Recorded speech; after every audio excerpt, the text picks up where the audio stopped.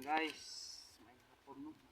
Inay. May hapon. Kas gamay mong tingog. Karon wala man tayo kuan, nag-sideline ta guys. Wala man tayo trabaho sa tong sarili. Kinlo tag kuan, magkuha tag una sa kamatis.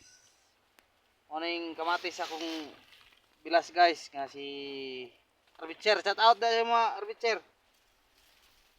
Yung mga di ka mo kamatis, PM lang mo kay Arbitcher. Unsa ni giunsa niya ni pagtirada. Ano yung bunga siyang kamatis? Ano yung bunga? Tanawa lang ninyo ang kuan.